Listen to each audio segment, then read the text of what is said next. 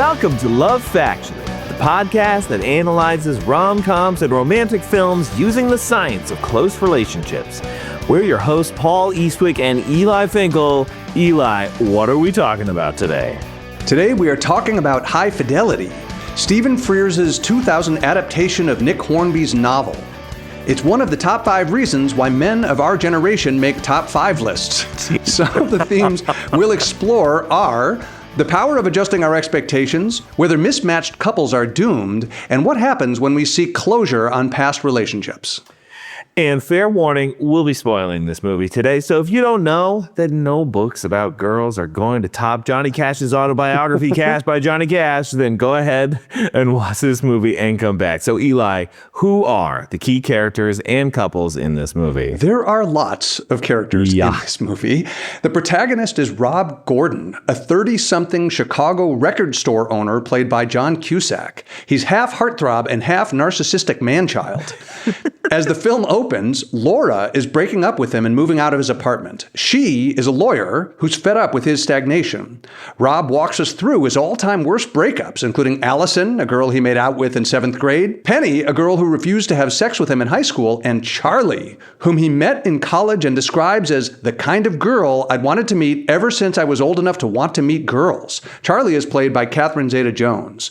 Back in the present, Rob has a one-night stand with Marie, a sultry singer-songwriter played by Lisa Bonet. Among the film's other characters are an employee played by a scene-pilfering Jack Black, a romantic nemesis played by Tim Robbins, and Bruce Springsteen as himself. So, Paul, those are the chess pieces. Are you ready to give us 1 minute on how the film moves them across the board? Okay, let's go. Count me down. On your mark, get set, go. As the movie opens, music enthusiast and record store owner Rob Gordon is being dumped by his girlfriend Laura. Rob regales the audience with tales of his top 5 breakups he mopes about and obsesses about music and making top 5 lists with his employees Barry and Dick. Rob begins to spiral after discovering that Laura is dating former upstairs neighbor Ian, and so to cope, he revisits each of the women from his top 5 breakups, hoping to get closure or find out what went wrong. He learns that many of the breakups weren't as tragic, at least for him, as he remembered. While continuing to obsess over Laura and question her about her burgeoning sort of relationship with Ian, Rob has a one-night stand with songwriter Marie LaSalle. Then Laura's father dies suddenly. He comforts her at the funeral, they have sex in the car, and they cautiously begin to reboot their relationship. Laura helps Rob to rediscover his passion for DJing while Rob begins a record label. Rob starts to become tempted by a music journalist at the Chicago Reader, but then he thinks twice and begins to accept the reality of the relationship that he has with Laura. He proposes to her, but not really, and he creates a mixtape with songs not to impress her with his connoisseur taste, but with music that she actually likes. Nice. 59.15. Well done. Thank you.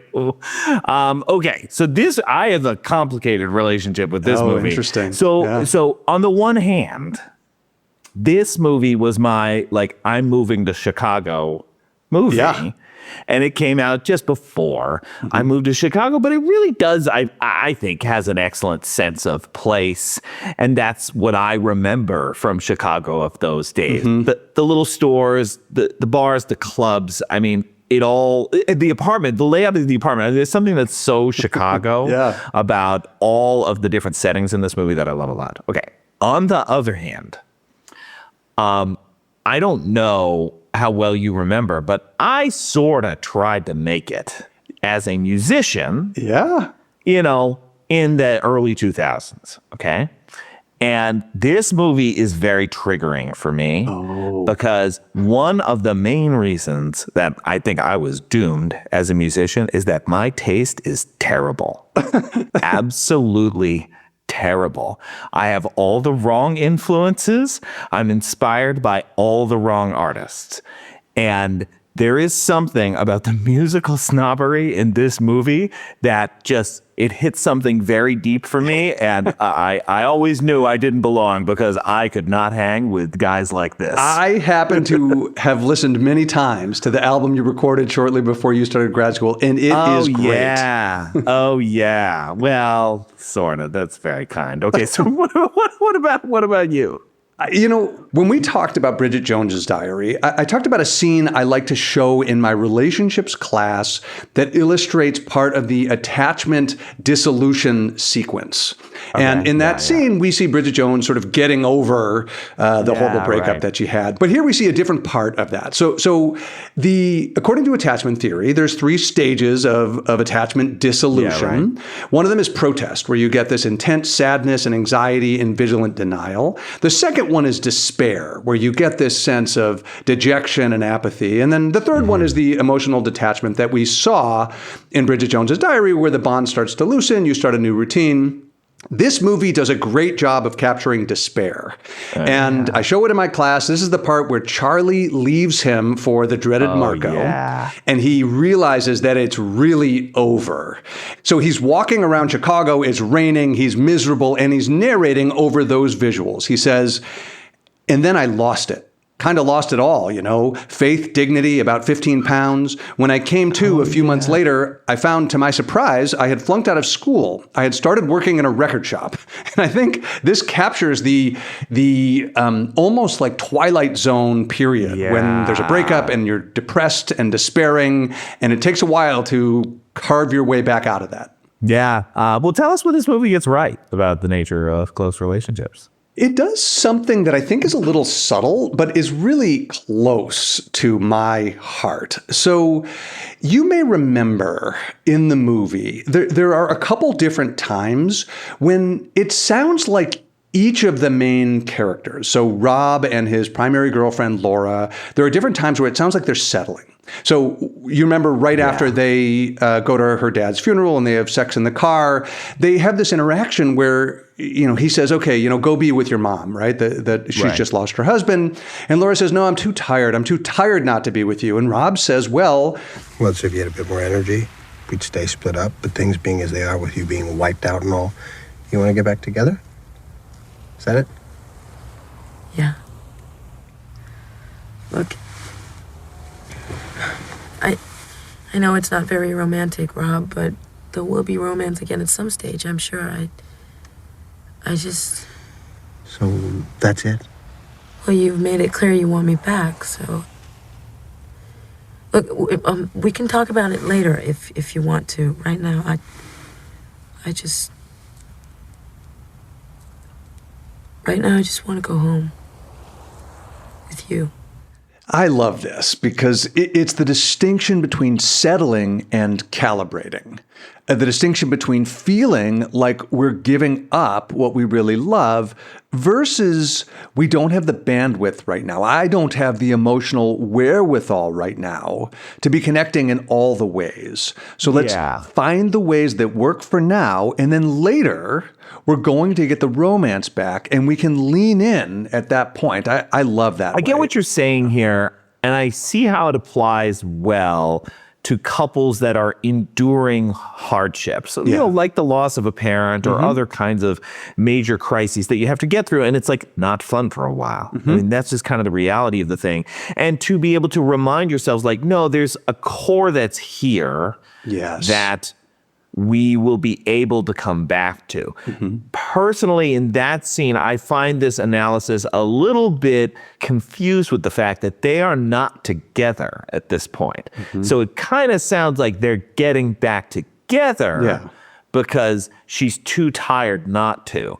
That doesn't sound like a recipe for success, but I hear you that if we interpret it within the context of like an ongoing relationship, which it is in some ways, facing a crisis, like this is a thing that people will go through. It's not always going to be raining rainbows and kittens. No, that's right. And they had been split up and he was supportive of her when she needed him. And that was a signal to her, like maybe we should restart this again. Now for him, he never got over her. So he was still totally caught up with her. And you could make the case that this was all part and parcel of a rocky period of a longer term relationship.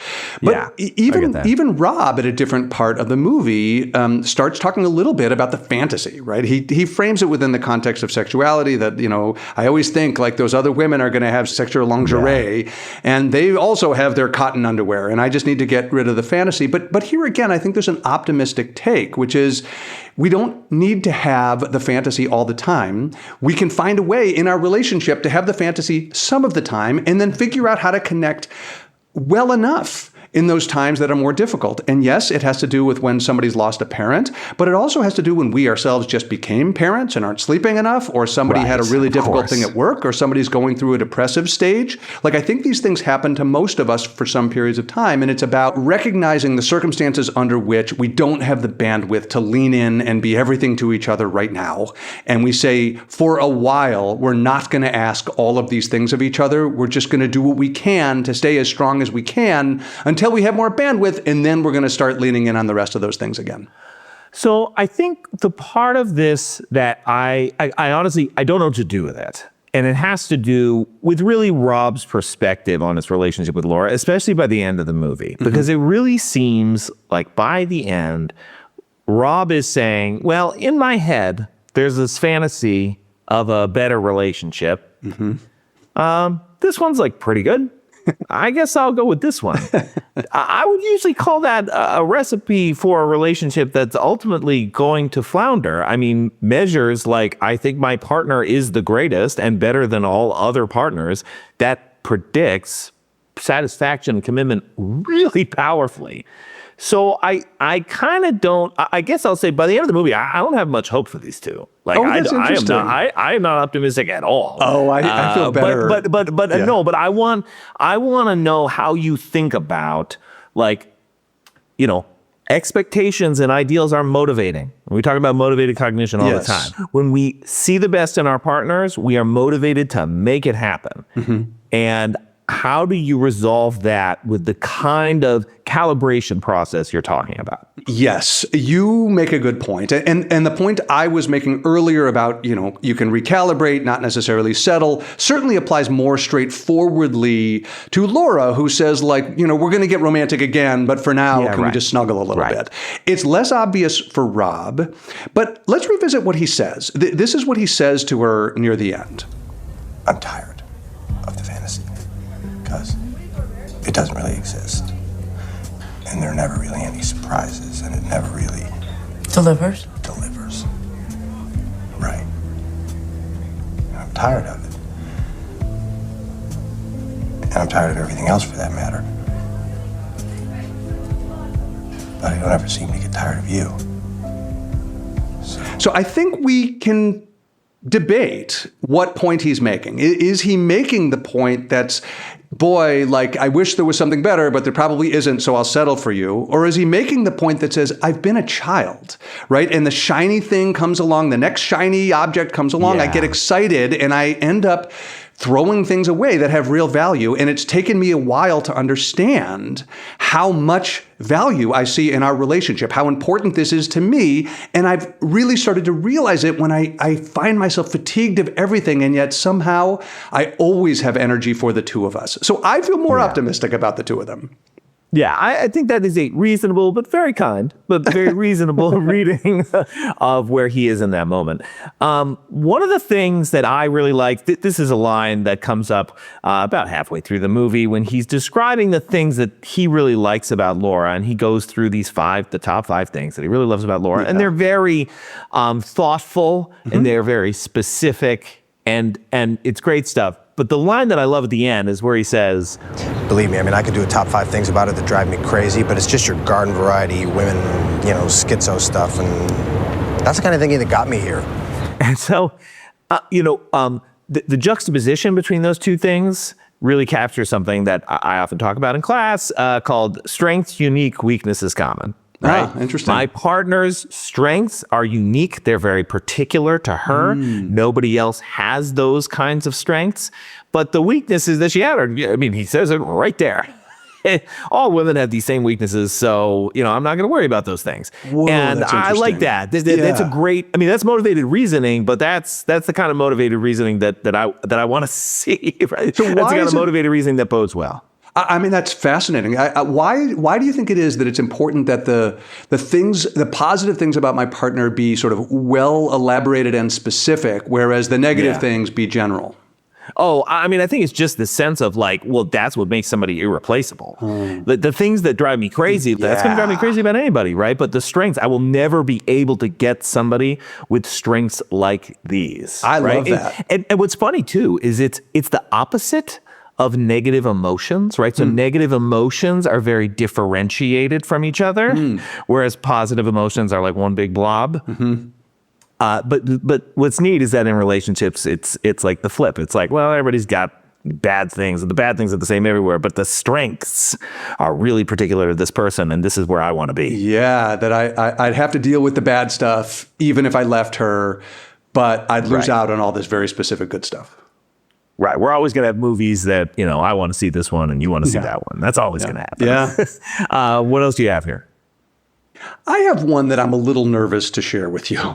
Okay. So we have on this podcast talked a number of times I know where we're going. About the idea that, that there's not much to the idea that some people are good at doling out relationships and other people are bad at doling out happy relationships. Yeah, right. And this movie's cool because we get to see him in multiple relationships. But yeah. We see him in multiple relationships, but we also see him change.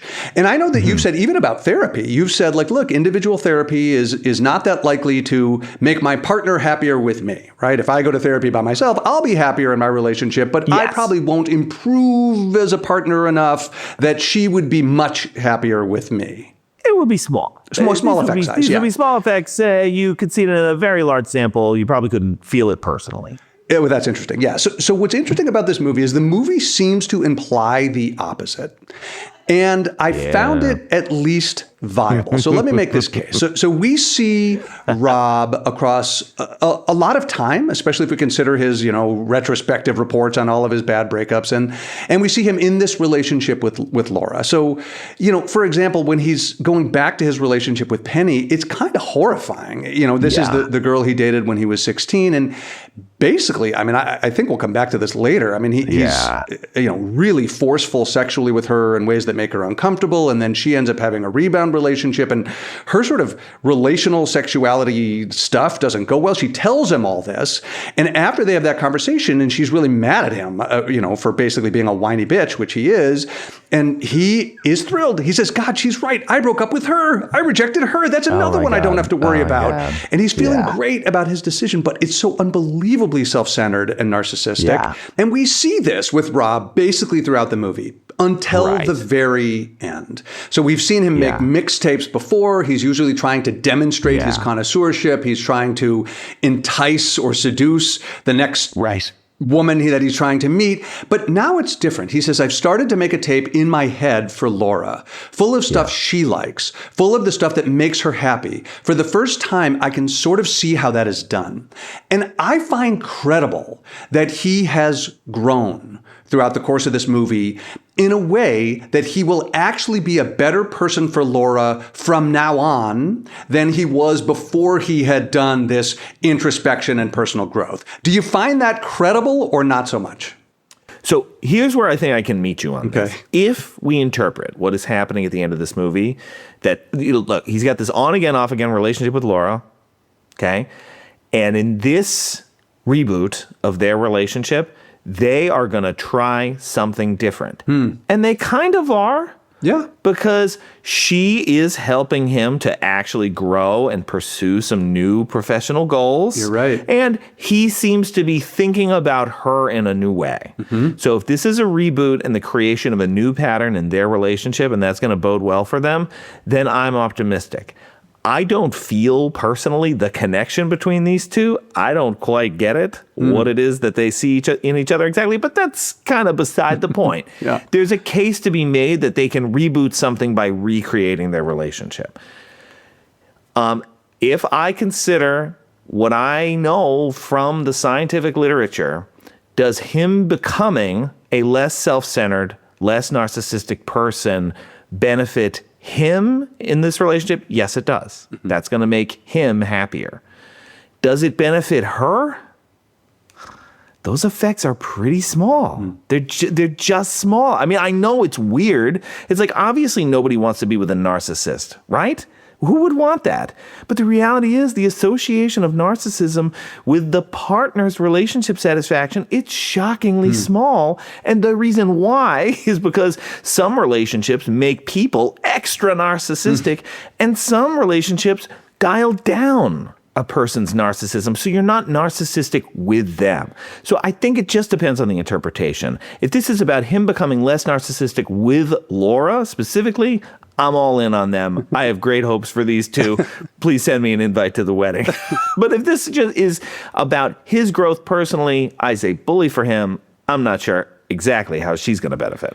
So there's an interesting literature looking at divorce likelihood as a function of how old people are when they get married. So people who get married at like 18 and 20 are more likely to divorce than people who get married at 28 and 30. Yep. And I find it plausible that some of that effect is causal and unconfounded from other sorts of factors, and that causal effect is driven in part by people's awareness and understanding of who they are, that they develop some sort of self-knowledge, some sort of realization about like how you have to behave in a relationship throughout their 20s that makes them a little bit of a better partner than they would be otherwise. And so what I think we see in this movie is Rob has sort of supercharged some of that process by revisiting a whole arc of his developmental timeline. And I do feel, again, let me grant you that the effects are small. You are right. Your reading of the literature is compelling for me. And yet it is hard for me to shake the feeling that if there were an optimal study like this and we witness people go through a standard deviation sized personal growth and self-understanding, that they wouldn't generally become a better partner for people they met afterward. And I think you are skeptical of that, but we haven't fully seen the data for that possibility yet. Okay. I think here's where I totally agree with you, is that Rob has now achieved a new level of self-awareness and self-understanding. And so he's not going to accidentally break up with Laura or agree to a breakup with Laura again. Okay. Right. So it's mediated through his head. Yes. Essentially. Yeah. I guess that's where I feel that most of it would be taking place. Yeah, but it certainly would be good for her not to have been broken up with. To not be broken up with. Yeah. You got me there. Okay. All right. So what else do you have? Do you have anything else in this category? You know, there is one other thing that I'd love to touch on, and we've talked about it before, this idea of romantic readiness. And the idea here, there's not a huge research literature and a slightly complicated one, but the idea is that people vary in the extent to which they're, ready for a relationship. The reason why I found it particularly interesting in this movie is that I think that idea exists on two different timescales here. So one of the timescales is like the standard way we think about it, where, it's about Rob's relationship with Laura, and the idea is like until he grows up or whatever, he's not really ready for a relationship. But what I found interesting is the scene where Marie DeSalle, so this is the singer-songwriter who shows up at their store. And Peter Frampton. She's performing Frampton, but then later she comes to the store. And there's a different way of thinking about romantic readiness, which is related to some work you and I have done in the past, Paul, about this idea of instrumentality, this idea that the people that we're attracted to a significant degree, are the people who meet whatever goal is current for us. And it's a different way of thinking about romantic readiness. So you may remember this scene. So Rob is on the phone with Liz, his friend in the movie, his sister in real life. This is Joan Cusack. Yeah. And Liz says, I don't want to take sides, and I like you with Laura. I think you guys are good together, and I don't think much of this Ian guy. And then, one of his employees says, hey, Marie DeSalle is in the store, and he eventually goes out to see her, and they're playing her music, which is a little awkward. She says, hey, I like the music, and Rob's like, hey, I could turn it off. You might be sick of it. And she says, no, you should turn it up. And he says, okay, let me do that after I do something else I have to do. And then he says, okay, and he excuses himself, and he goes back into the office, and he looks at the camera, and he says, what fucking Ian guy? The thing is, that entire interaction, none of us knew, and Marie DeSalle didn't know, that he was not in the headspace to be flirting with her. Yeah, he really wasn't. It's a good illustration of that point. It's a different way of thinking about... you're like, come on, go talk to her. But he has to yell into the camera. Yeah, it's a different way of thinking about readiness, which is like, you caught me at a moment when I was just super cranky. And therefore, we Yeah. like missed our moment. Now, he does eventually hook up with Marie, but in that moment, he just like missed the boat because he was not in the right headspace for that. Yeah, that's pretty cool. What are some things, some misconceptions about relationships in this movie? Why don't I? Well, I'll take this one first. That's okay. You're more tuned in, I think, to the limitations of the movie than I am. Okay. All right, Charlie. Okay, let's talk about the Charlie relationship for a second. Okay. Charlie's very fancy. She is. She's got sophisticated tastes, also different than his taste, but also sophisticated tastes. Mm-hmm. But the movie is very clear that from Charlie's perspective, she broke up with Rob because of a mismatch in mate value, that she is desirable and she is hot, and that she can get other guys in the design department that are better than Rob. And that's exactly what happened. And that is why the thing that he was dreading came to pass, because of a mismatch in mate value. And the great quote goes, But the thing I learned from the whole Charlie debacle is that you gotta punch your weight. See, Charlie, she's out of my class. She's too pretty, too smart, too witty, too much. And what am I? I'm a middleweight. So, you might think this is supported by the literature. In fact, there's a study from 1980 purporting to show this effect, that couples that are mismatched in mate value are more likely to break up. And you will see that claim repeated all over the internet by many people. Scientists and non-scientists believe if you want a relationship to last, find somebody who is at your mate value. Okay, not only is this not true, it wasn't even true in the original study that was cited. It was some like subset that they pulled out to make that claim. It wasn't true in the original. It wasn't true in the meta-analysis that came later. It's not true in any of the many studies that have been conducted since. There is zero evidence that matching on desirable qualities, whether it's physical attractiveness, whether it's intelligence, whether it's all the desirable things a person could be, zero evidence that mismatched couples are more likely to break up. And I'm going to take a deep breath and give it to you for a second. No, I think you're right. I mean, if we were trying to salvage this idea from the movie, he thinks she's a 10 also. Like, he is completely obsessed with her. He thinks she's out of his league. He says so very clearly in that part that you just quoted. And in the end, he realizes that she's kind of terrible. Right. So I think if we wanted to salvage the movie on this, you could say, yes, that idea is really bad. He holds it. She holds it. The movie by the end says Charlie's not a 10 for him. Yeah, I think that's right. What I find interesting, and I don't know if the movie is doing this knowingly or not, is that he engages in the motivated reasoning to see her as less desirable than he once did, for reasons that we would also, as the audience, attribute to him. Like snobbery, connoisseurship, thinking that you have all the right opinions. I'm not sure that was intentional, but regardless, it's pretty cool. It's a good point. Yeah, that's related to something that I really like about the movie, which is I think it's pretty critical of connoisseurship, especially if connoisseurship is basically just an excuse for ironic detachment. That I think that's what Rob and his, Jack Black and like those guys in the record store, I think these are people who aren't getting into the game. It's like stop being a critic and start doing something. And you see that Laura, really pushes Rob at the end to be somebody who's more than a critic, somebody who is engaged with the actual process of like art creation. And so he starts his record label and she sort of pushes him to actually have a launch event. And he's terrified and he's upset with her. And then he loves it. And now he's in the game. He's more than just a critic. And I do think this obsession with connoisseurship is, I think, kind of related to this idea that people are 10s and 4s and 8s. It's this idea that you can sort of evaluate people as packages, as like things to be studied and assessed, rather than as entities that you want to relate to in some way. And it's a headspace that I think is pretty corrosive to relationship happiness. Got it. Yeah, and so look, I'm with you here that this is an incorrect idea. Whether the movie is interrogating it or Promoting it, I'm not so sure. Yeah. But let's just talk about the idea. And it's clear. I mean, this is in some ways the tagline of the movie. It's what you like, not what you are like. Right.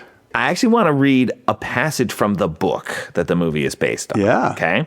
Here's the passage. A while back, when Dick and Barry and I agreed that what really matters is what you like, not what you are like, Barry proposed the idea of a questionnaire for prospective partners, a 2 or 3 page multiple choice document that covered all the music, film, TV, book bases. It was intended to dispense with awkward conversation and to prevent a chap from leaping into bed with somebody who might at a later date turn out to have every Julio Iglesias record ever made.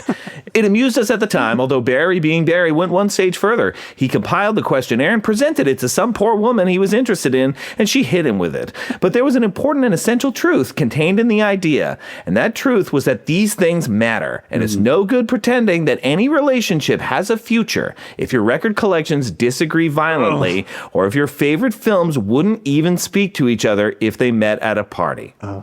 So, no. That is my answer to that. No.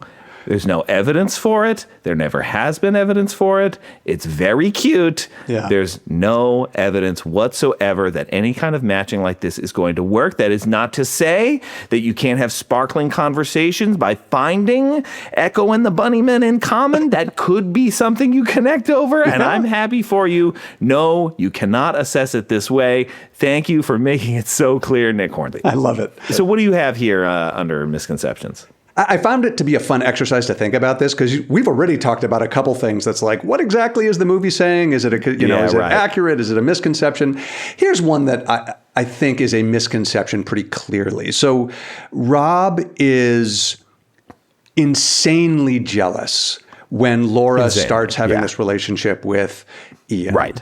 But he doesn't care about any sort of like lovey-dovey stuff they might be doing. It is only about sex for him. It's only about the sex. And it's funny. I mean, I don't know if it's funny. It's painful, but the way the movie handles it is funny. He's in his bed, he's sweating, and he says something to the effect of, nobody's having hotter sex than Laura and Ian in my head. In my head. And, he eventually figures out that they haven't even had sex yet. But so look, fair enough. And people do get insanely jealous. That stuff's all real. But if they're insanely jealous about the sexual stuff, they tend also to be insanely jealous about the emotional stuff. It's highly correlated. And I think the movie's leaning into this really exaggerated stereotype that men only care about sex.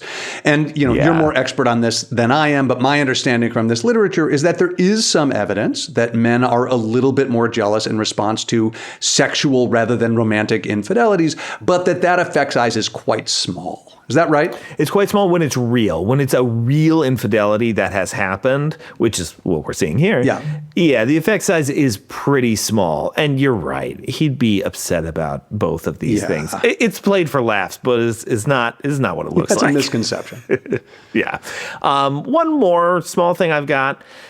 The whole Marie relationship, I find a little confounding. Like, the build up to their one night stand was pretty good. Yeah. Like, again, they found some stuff to connect over, but then they launched from there, as esoteric taste matching to actually doing what we often talk about. This is the stuff that really works. The self-disclosure, right? Bonding over, they are getting over exes, okay? That actually does tend to bring people together sometimes. Like with his 4th ex that he visits. They're really learning things about each other. And they appear to go home, and the sex appears to be pretty good. Yeah. Again, he's not going to disclose entirely, but yeah, you're right. And then they just kind of say, bye, see you later. It just felt like they wanted her out of the movie. But the reality is, like, good first sexual experiences, good intimate disclosures predict more sexual experiences and more intimate disclosures. The hookups you generally walk away from are the ones that are kind of meh. Yeah. So I just think they were done with the character. I don't know what was going on there. Yeah, it's a good point. I hadn't noticed that they had this really good emotional connection, and then we have every reason to believe that the sexual interaction was good. It's like the whole package. She's incredibly talented and beautiful. God. And then they walk outside the next morning, and she says, which way are you going? And it turns out they're walking a different direction, and she says something to the effect of, so it is. And I guess that's just the end. You're right. It doesn't seem like each of them would just be able to forget the other without much stress about the whole thing. I was just a little surprised. Yeah. Are we okay with this? Moral qualms about this movie. Why don't you take this? Let me start with something that's related to the Marie DeSalle character. Mm-hmm. She talks about sex as if it is a basic human right. And I find that interesting. Yeah. And in the context of the movie, I think it totally works. And clearly they're not really trying to inspire a big philosophical conversation. But boy, is that an interesting, complicated issue, right? Like, is sex a basic human right? What does it mean for the incel community? Who's providing that sex to the people who feel like they are entitled to it and don't otherwise have it? I don't have an easy answer to this one, but it was a massive philosophical quandary that they just introduced and then neglected. Right. It does kind of get dropped. I love Amiya Srinivasan's book about this called The Right to Sex. And, it gets into some of these issues and it deals with it in a little bit more sophisticatedly than the movie does. I have read that and forgot. It is a much more sophisticated take. And in fairness, this was a rom-com with like a cute throwaway line. Right. Yeah. Right. We'll let it go. Yeah. Let's talk about Penny. For a second, because I think that's like the hardest thing to watch. It was brutal. About this movie is both the scene when they're teenagers, and then the scene when he meets her again and realizes what he did and like his reaction to it. Yeah, it's all pretty fraught and pretty uncomfortable, and I'm not totally sure that the movie handled it with the right kind of gravity. I mean, it's kind of a joke at the end of the day. So it's making a deep, important point. But it was also pretty upsetting, and I'm not sure the movie handled it as deftly as it could have. I definitely have this as like, I'm not okay with how the movie handled it. So it clearly knows his behavior is not okay, but it's just part and parcel of like him being sort of a narcissistic man-child, and he's got to grow up and so forth. But really, John Cusack is far too charming to act as if this is just like, he didn't quite have it right. This is sexual assault. The reason I'm glad that character and reveal is in here is because of the way it, I think, honestly treats the idea that, like, she was sort of traumatized by this because she really liked him. Yeah. And then was in a situation with the next guy where she didn't really consent to something, and that really, messed her up for a long time. Right. So I like that the movie is handling serious topics, and it's got the right vantage point on these things, but it's surrounded by so many jokes that it's a little bit off-putting. Yeah, you're right. And I think if I had to identify why it ran afoul for me of sort of the right tone is, the whole movie is about how like this guy makes all these errors because he's kind of narcissistic and he's like not grown up and he's immature. And this is just one of them, right? That this is just like the others, and it isn't. Yeah. It just isn't just like the others. This is like actual like damage. This isn't like yelling outside somebody's window, which is super annoying. Yeah.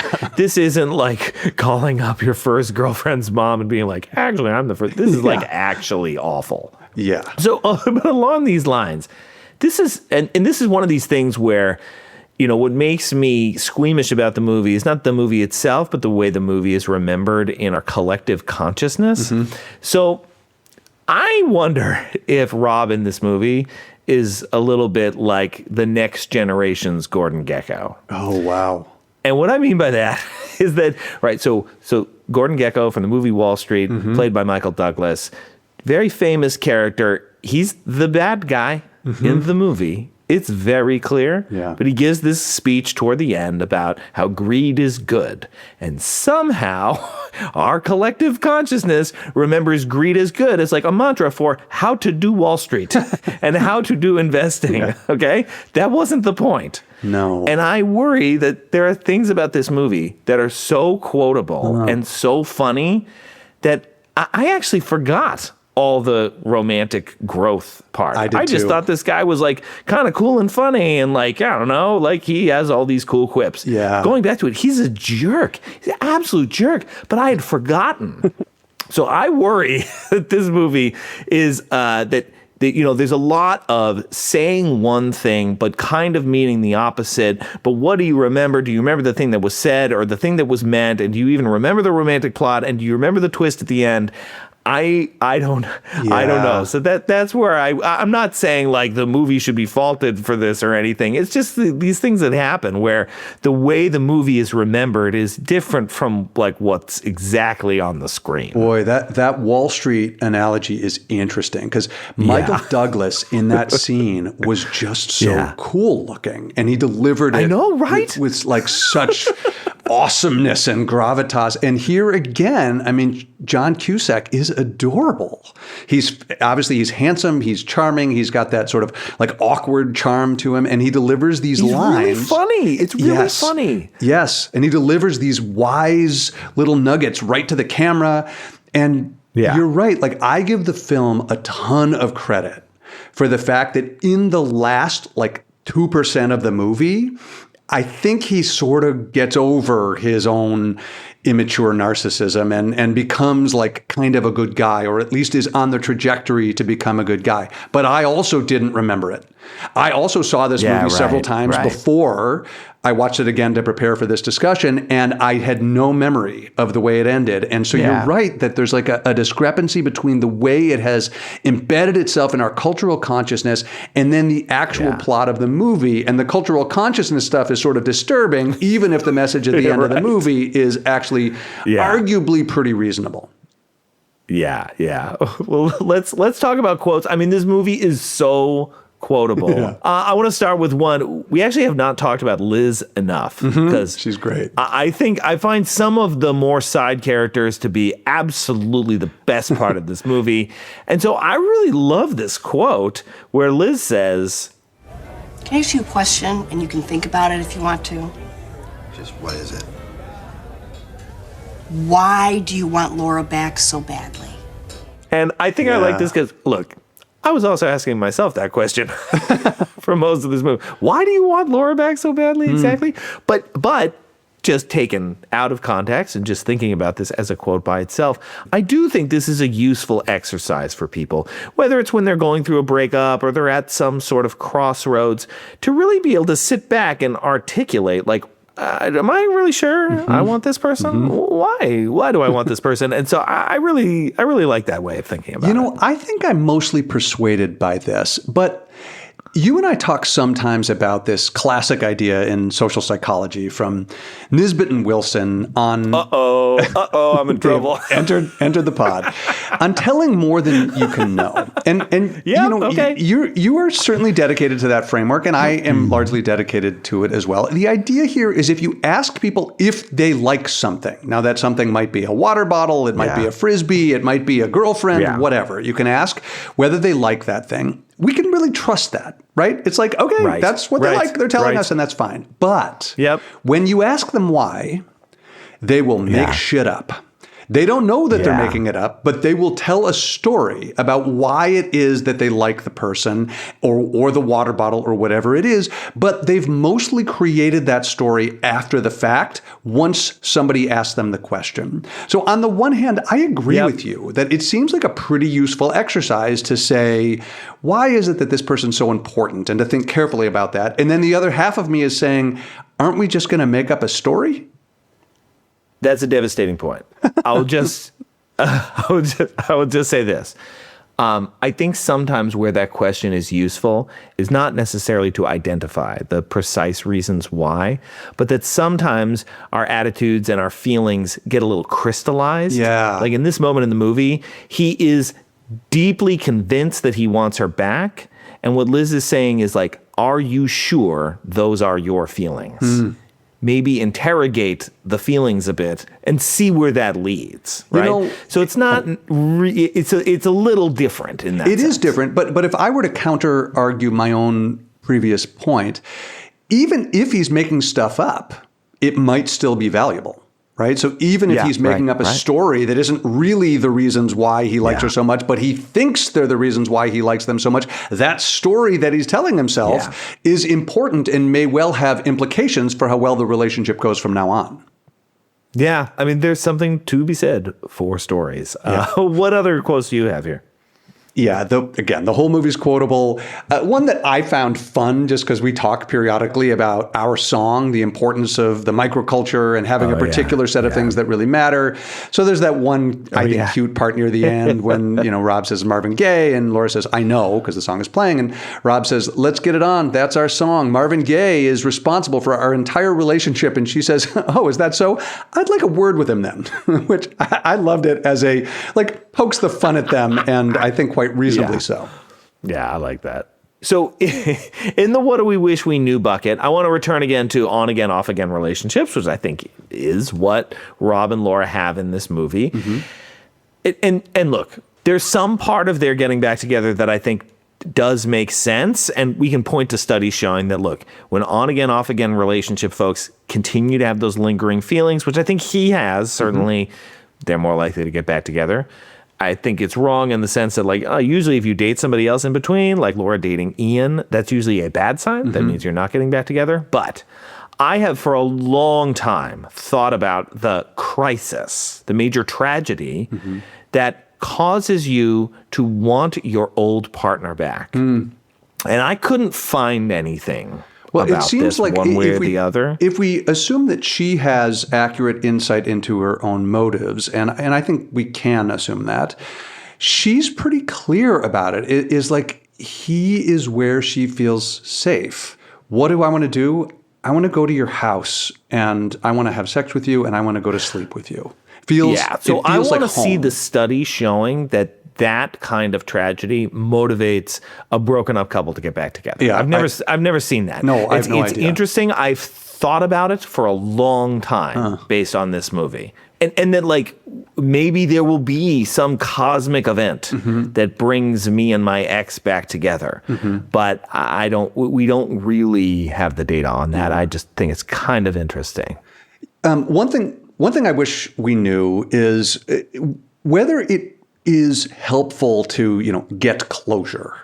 This is a widely understood good idea. And I looked around a little bit before today's conversation. I sort of delved a little bit into the literature on this. I didn't find a clear answer. We know, for example, that the more you interact with an ex, the less happy that you tend to be, right? It's difficult if you're trying to break up and you keep sort of relapsing. But this is a different thing where you're going back to somebody you dated when you were 14 or when you were 16. And I don't think there's much knowledge about whether that's a helpful thing to do or not. I could easily see it being useful for you, potentially annoying for them, or potentially it'll make no difference, or you found out that you traumatized the person and feel worse about yourself. I just don't know how this works on average. All right, that's cool. What else do you have here? One of the things I wondered about is what happens when we're friends with a couple who breaks up. And here I'm thinking of the Joan Cusack character, Liz, who I think was friends with Laura first, but is also friends with Rob. And she's very clear that she's trying not to take sides. And it's interesting because that's a widespread phenomenon. The breakups really do affect the broader social network and how everyone's going to have to relate to the two people who maybe no longer can be together. And I don't think we know much about what are the circumstances under which we're supposed to take one side versus the other side, when it'll feel like a betrayal. People who are really trying to take both sides, if the breakup is bad, is it even possible? Do both people end up feeling betrayed that you haven't taken their side? I find all of these things interesting, and I wish we knew more about them than we do. I mean, it's related to this idea that in the wake of a breakup, you're gonna, your friendship networks are gonna shatter and get a little frayed as different friends go in different directions, feel more loyalty here rather than there. You know, when I talk about the process of breaking up in my class, I talk about why it's so hard for people that they, you know, often not only do they not have their partner for support anymore, they've like their support network is kind of in shambles. Who can I go to about this? Right. So I appreciate what Liz is doing in this movie, but it's got to be hard work. And I bet most people, you know, ultimately go with, okay, I'm going to go in this direction. I can't support both of you in this. I think it is hard, and I don't know the circumstances under which people are able to do it successfully. Well, on this podcast, we rate movies from 1 to 5 stars. So I will pitch this one to you first, Eli. How many stars do you give High Fidelity? High Fidelity is a 4-star movie. I like it a lot. I can't say I totally loved it. Actually, maybe a better way to say it is I love lots about it. It is funny. Yeah. John Cusack is endlessly charming. The plot is generally good. The one-liners are terrific. The characters are outstanding. But there are some things that left me a little squeamish, and I had some serious reservations about. I end up at 4. I get that. I think I end up at 3 on this one. I mean, we've barely talked about Jack Black. But he's so great. really funny in this. I mean, he's great. totally obnoxious, but he's really funny. And you can see why this catapulted him. And I love what Joan Cusack is doing. And I love the Chicago of it all. And I love what Tim Robbins is doing in his couple of scenes. But there was a lot of it that kind of bounced off of me. So I ended up at 3 stars. On this podcast, we also rate movies on Rust Belt. Now, the Rust Belt is named after Eli's advisor, the late, great Carol Rust Belt, pioneer of close relationships research, with 5 stars indicating a near-perfect depiction of the nature of close relationships. I land at 2 here. Oh, boy. And I think I'd feel differently if I had hope for this couple, because I think if I had hope for Rob and Laura, ultimately, that would color a lot of what's happening earlier in the movie, but ultimately, I don't think this movie quite knows that it's playing with a lot of very wrong ideas here, but it's open to interpretation. So where do you end up on this? That's what I was going to say. I'm at 4. This might be the first time that we've diverged by a couple of stars on these things. But yeah, we don't usually diverge by that much. No, right, because we're basing it on the scientific literature. But it makes sense in this case. Yeah, because it really is about the reading. That's right. It's basically like I give a lot of credence to his version of like a hero's narrative, that he goes through these things. It's difficult, but in the end, he's actually really understanding something important and really going to become a better relationship partner. And I think that happens so late in the movie. It's not the most memorable parts of the movie. And I think you're pretty skeptical about whether that change is going to stick. But I feel some amount of optimism for that. And insofar as that's the message, that he's gotten over these bad ideas, I feel pretty good. That's 4 Rust Belts from me. That's cool. Well, this has been the Love Factually podcast. I am Paul Eastwick. I have been here with Eli Finkel. And Eli, I look forward to doing this with you next time. I do too. The Love Factually podcast is produced and edited by Paul Eastwick and Eli Finkel, featuring music from Andrew Fraker and Sons. Please reach out to us at lovefactuallypod@gmail.com. To learn more about the research we discussed in this episode, find the notes on our Substack. That's lovefactually.substack.com.